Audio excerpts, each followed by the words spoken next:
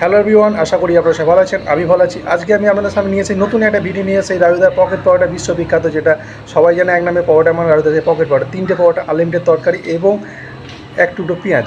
তো আপনি কি রাজুদার পকেট পাওয়াটা মধ্যে টেস্ট করেছেন? টেস্ট না করলে আপনি গিয়ে একবার টেস্ট করতে পারেন শিয়ালদা চত্বরে। আর শিয়ালদা চত্বরে মানুষ কীভাবে পাবলিক গিয়ে ভিড় করছেন এবং কিনে খাচ্ছেন রাজুদার পকেট পাওয়াটা, লাইন দিয়ে কিনে খাচ্ছেন। এবং ব্লগার ভাই এবং দাদারা কীভাবে ওনাকে সাপোর্ট করছেন, ওনার ভিডিও করছে, আমার দেখে খুবই ভালো লাগে। তো আপনি যদি ওনার পাওয়াটা টেস্ট যদি না করে থাকেন তো প্লিজ একবার গিয়ে টেস্ট করুন।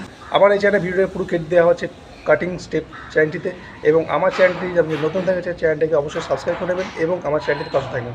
তো চলুন দেখা যায় পুরো ভিডিওটা।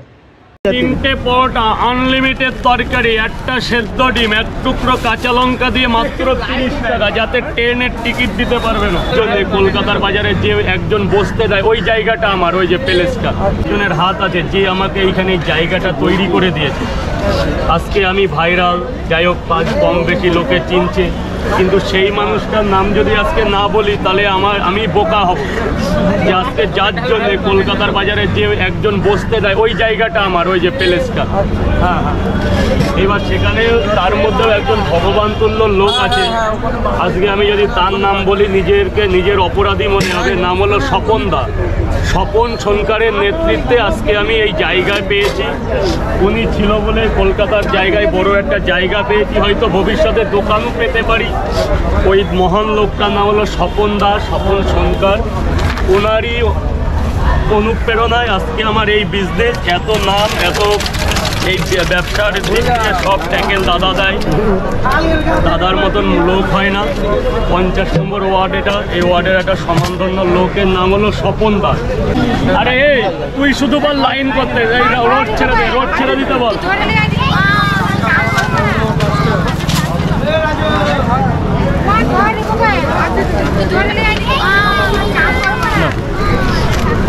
চারটের দাম হচ্ছে 30 টাকা, না 40 টাকা, 80, 90, 110 হয়, 100 নিলাম।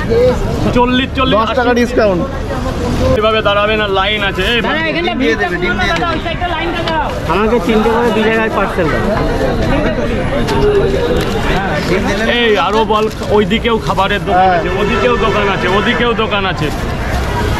সবার কাছ থেকে কম বেশি করে খাও। আমার 2টো 20 পার্সেল দাও। 4টা পরোটা দাদা, আমাকে 2টো 20 পার্সেল। আমরা এক দিনের জন্য বের করে না। তোর পরোটা কটা? 5 পিস। জল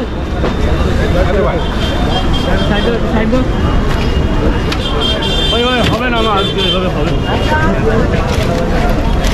দাদা আমারটা দিয়ে দাও না, আমাকে 3টা পরোটা দিয়ে। তোমার ওই ভাইরাল ডায়লগটা বলো, ওই 20 3টে পরোটা, আনলিমিটেড তরকারি, একটা সেদ্ধ ডিম, এক টুকরো কাঁচা লঙ্কা দিয়ে মাত্র 30 টাকা, যাতে ট্রেনের টিকিট দিতে পারবে না।